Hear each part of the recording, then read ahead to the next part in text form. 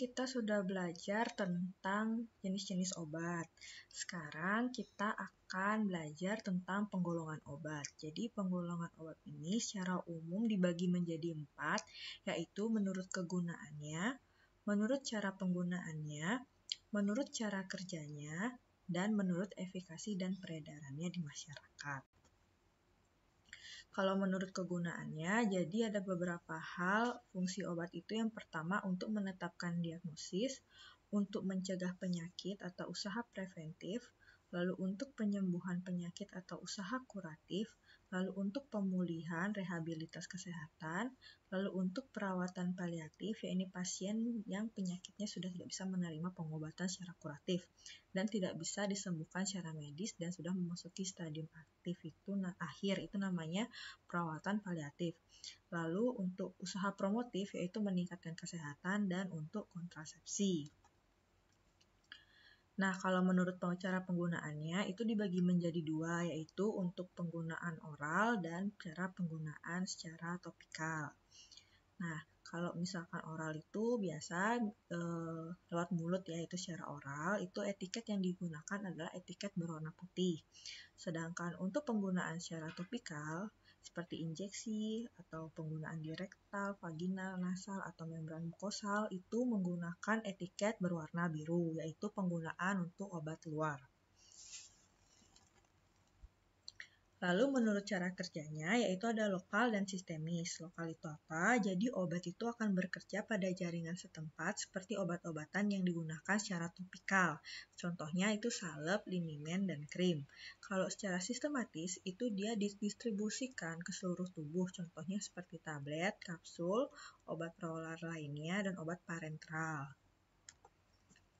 Nah, kalau menurut efikasinya dan peredarannya pada masyarakat, itu ada 5. Ada obat jenis narkotika, obat keras dan psikotropika, lalu ada obat bebas terbatas, obat bebas, dan OA atau obat wajib apotik.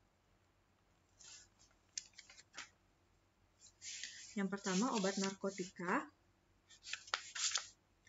Kalau untuk obat narkotika ini, dia menurut Permenkes Republik Indonesia nomor 3 tahun 2015, itu di sana udah diatur ya, mulai dari peredarannya, penyimpanannya, pemusnahannya, sampai dengan pelaporannya. Di psikotropika juga ada di situ, prekursor juga. Nah, apa sih narkotika itu? Jadi kalau menurut undang-undang itu, penjelasan narkotika itu adalah zat atau bahan aktif yang berasal dari tanaman atau bukan tanaman, baik sintetis maupun semi-sintetis. Nah, fungsinya dia menyebabkan penurunan atau perubahan kesadaran. Lalu juga untuk mengurangi rasa nyeri dan dapat menimbulkan ketergantungan. Nah, ini dia dapat dibedakan menjadi beberapa golongan dan itu terlampir pada undang-undang yang sudah saya sebutkan di atas. Lalu selanjutnya ada obat keras dan obat psikotropika. Obat keras dan psikotropika itu adalah obat yang hanya bisa dibeli berdasarkan resep. Narkotika dengan resep ya tadi. Nah, diaturnya masih di undang-undang yang sama. Nah, lalu psikotropika itu adalah zat aktif juga atau bahan baku dari suatu obat. Nah, baik alami maupun sintetis dan berkhasiat untuk psikoaktif. Jadi dia mempengaruhi susunan saraf pusat dan menyebabkan perubahan khas pada aktivitas mental dan perilaku. Ini biasanya obat untuk orang yang pasien kejiwaan. Lalu obat bebas terbatas itu dia dapat dijual di apotik. Kita dapat memberikannya kepada pasien namun dalam jumlah terbatas dan dapat dibeli tanpa resep dokter. Lalu untuk obat bebas itu adalah obat yang dijual belikan secara bebas di pasaran tanpa perlu resep. Nah, obat bebas ini bisa kita dapatkan di warung kelontong atau tempat-tempat supermarket yang notabene bukan apotek. Nah, pemakaian obat jenis ini biasanya hanya sesuai kebutuhan saja, namun pengedarannya itu masih harus diawasi oleh farmasis. Nah, sumber-sumber obat itu dari mana aja sih? Jadi sumber obat itu dari tumbuhan, hewan, mineral, dan sintesis, ada dari mikroba juga.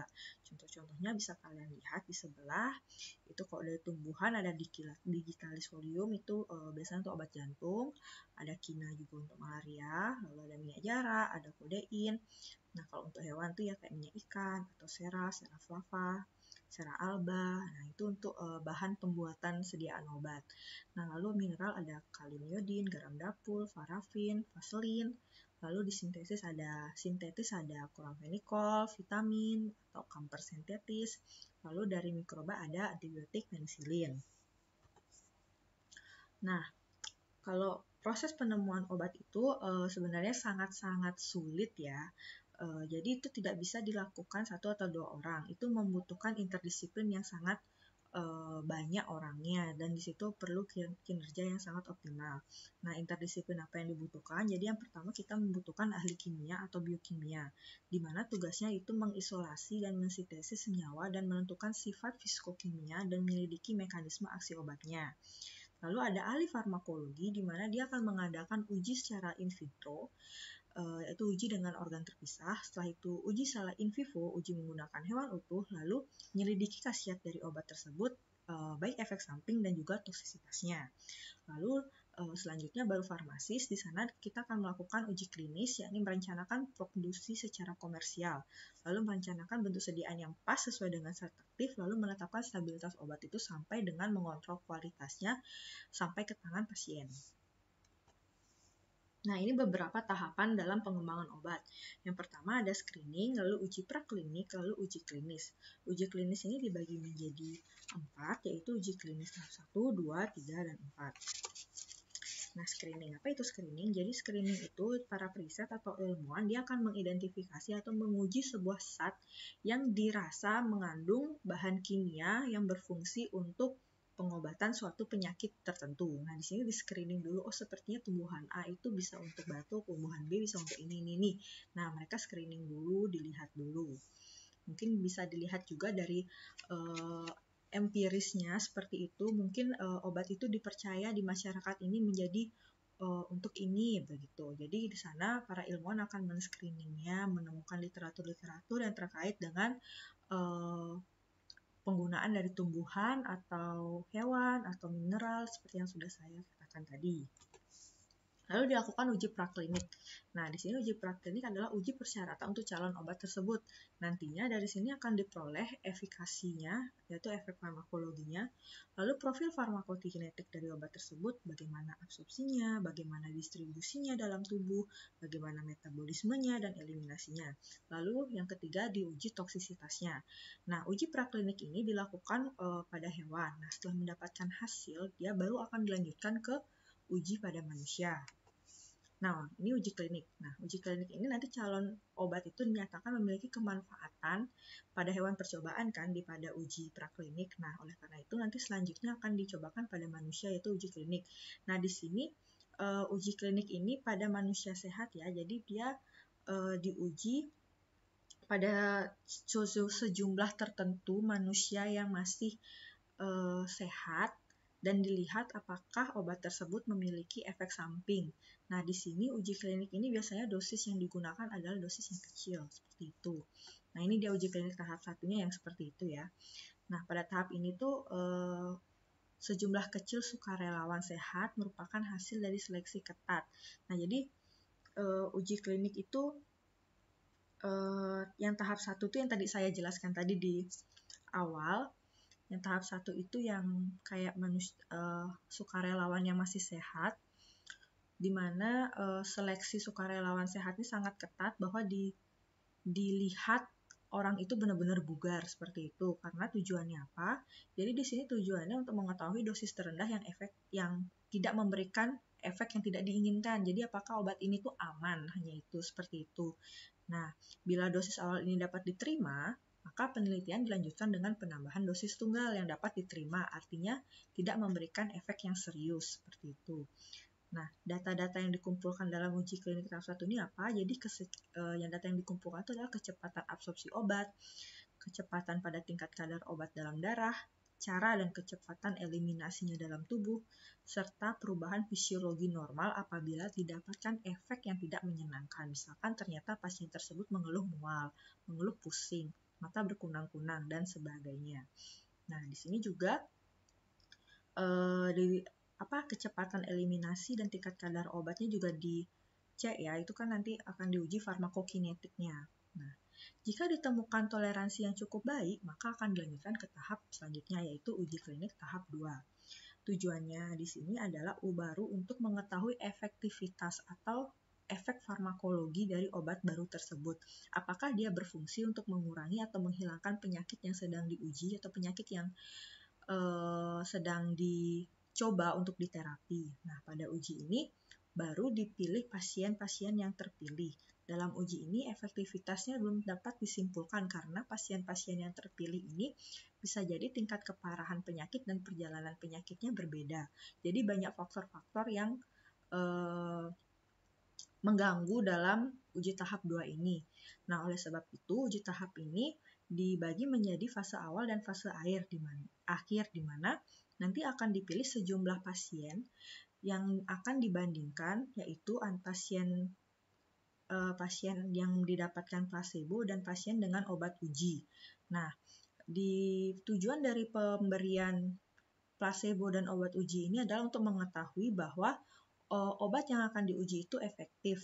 Nah, jadi misalkan ada sejumlah kelompok, jadi sejumlah kelompok itu akan dibagi 2. Jadi yang setengahnya akan diberikan placebo. Placebo itu adalah obat yang tidak berisi zat aktif. Lalu setengahnya akan diberi obat uji.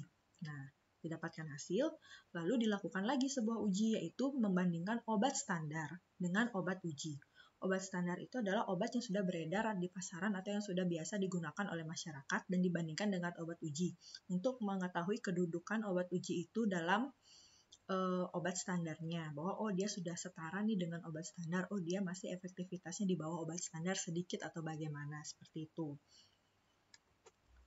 Lalu dilakukan uji klinis tahap ketiga.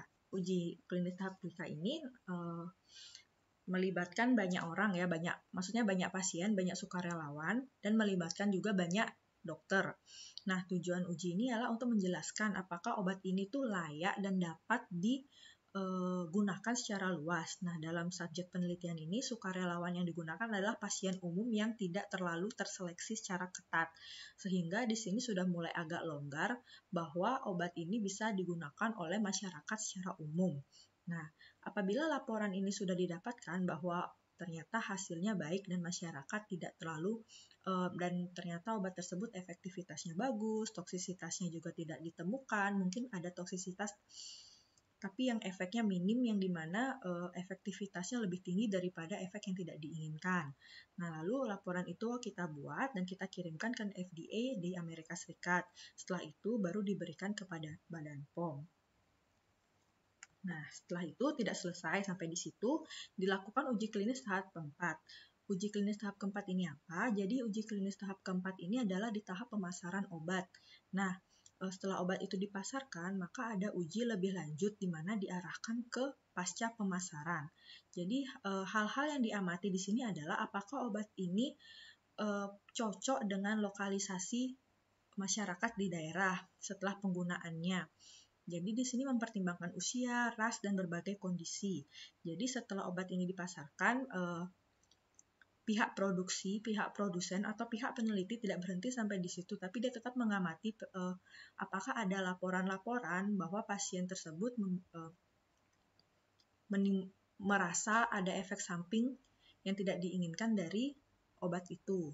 Nah, meskipun obat itu sudah beredar dan terbukti secara klinis, namun setiap individu itu kan akan berbeda kondisi tubuhnya. Jadi itu tidak akan bisa kita kontrol secara maksimal. Nah, jadi tidak menutup kemungkinan bahwa obat tersebut bisa memberikan efek yang tidak diinginkan walaupun itu kemungkinannya minim. Untuk itu uji klinis tahap keempat ini sangat penting dilakukan. Sekian, terima kasih.